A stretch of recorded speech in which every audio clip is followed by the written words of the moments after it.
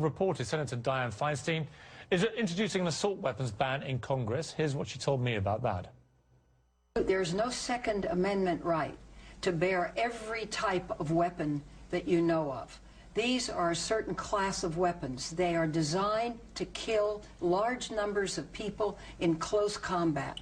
I don't believe the Second Amendment covers them. Many Americans agree, but many others do not, including my next guest, who's former Marine Joshua Boston, who wrote a scathing letter to Senator Feinstein that went viral on the internet. Welcome to you, Joshua Boston. Thank you, Piers. Just to clarify your credentials, you served in Afghanistan twice and Iraq twice between 2004 and 2011 with the Marines. You're no longer in the military. Thank you for your service, first of all. Some members of my family would have been out there fighting with you in both of Iraq and Afghanistan, and I know what you guys went through. It's very tough. Talk to me about guns and why you felt the need to write to the senator in the way that you did. Senator Feinstein's legislation is essentially stopping us from owning AR-15s. If it passes, once we register these weapons, they won't be transferable to anybody, which means once I get old, if I want to pass my rifles down to my children, I won't be able to, because it'll be registered in my name and the law says it cannot be transferred. Now, to me, that sounds exactly like my family is going to be disarmed down the road. And these weapons, I understand that bad things happen with them, bad things happen with cars. But the Second Amendment was put there for a reason.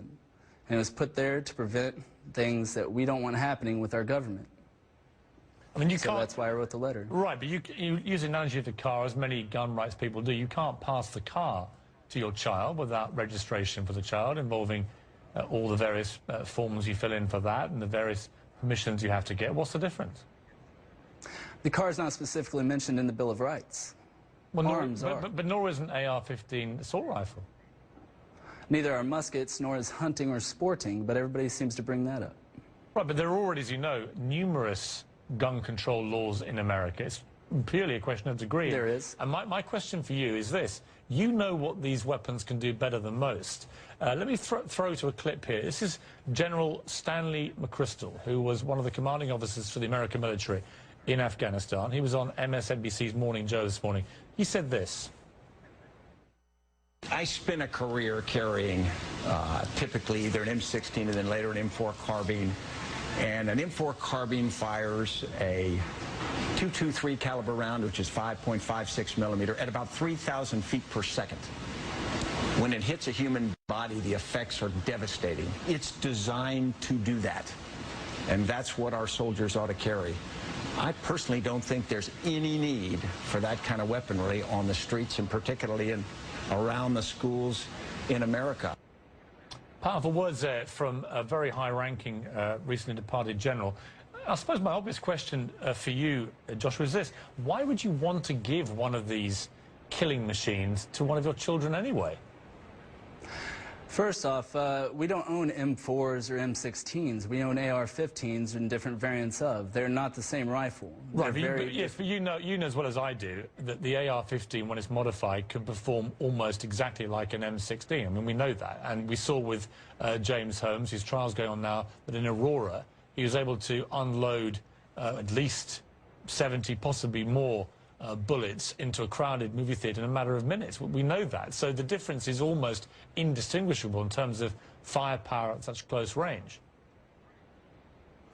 No, that's not even true. The weapon M4, M16 was designed to engage targets with precision at medium ranges, not for close quarters combat. Right, but if you have an AR-15, whether you're at close quarters or you're 100 meters away, you're going to cause extensive and significant damage. It's possible, true, but that damage is guaranteed to happen when people aren't allowed to carry a concealed weapon in a movie theater, or teachers aren't allowed to carry one in their schools to protect the children that we love. So your answer is that everybody in a movie theater would be armed with an AR-15? No, that's not what I said. I said they should be able to carry such weapons. They should have that choice. They shouldn't be denied that right to self-defense because of the actions of lunatics. Right, and again, I say this with respect, though. That choice is fine, but if everybody exercises that choice and is legally allowed to do so, you could end up with every movie theatre and every school and every church and every shopping mall in America with everybody armed with an AR-15 assault rifle and magazines that can kill 100 people in a minute. Where does that lead America to, other than utter Wild West hell? All right, they said this was going to happen whenever Texas instituted its concealed handgun laws, and it hasn't happened.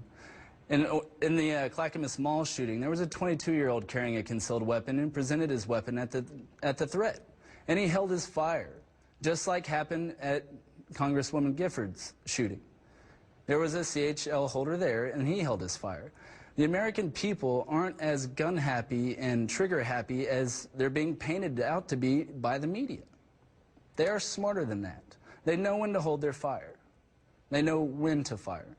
And we can increase the chances of success for these people that get caught in these situations, for their survival, by education. We got to stop making this a taboo subject to everyone because it's scary. We can't give up our rights because we're afraid. Right, I suppose the only thing I would say to that is that I believe the rights of a 6- or 7-year-old child to go to school without the fear of being murdered, to me, exceed and come higher than any rights to own an AR-15 assault rifle. That's my point. Well, Piers, I don't disagree with you. I don't think children should have to be going to school worried about being murdered. But we have to accept reality. No matter what laws we pass, Lord knows we have laws. And during the last assault weapons ban, it didn't stop Columbine from happening. It didn't stop the West Hollywood shootout from happening. These things happen. There are criminals in our world that we have to contend with. And disarming people and taking the AR-15s out of their homes isn't going to help. There was a lady in Georgia who shot a man 6 times. He laid down, cried, got up, and left. Now imagine if there were multiple attackers. She only had 6 bullets in her pistol. If there were more than one attacker, she could not be alive today. Well, again, I would say that I can totally understand and respect an American's wish to defend themselves in their home against intruders. I get that. I don't see why you can't do it with a handgun or a pistol.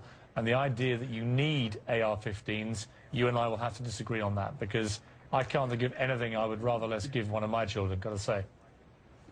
It's education. You have to teach them. You have to educate people. Ignorance is a bad thing. You have to educate yourself on the weapons. Okay. I mean, yes, they are dangerous, but they do have benefits, regardless of the evil one man commits with it. Joshua Boston, listen, I have great respect for the service you've given your country, and you raised some interesting points. I don't see any benefit to a civilian owning an AR-15. I see lots of benefit to someone in the military defending the freedom of the country, and I'm sure you did that extremely capably, and I thank you for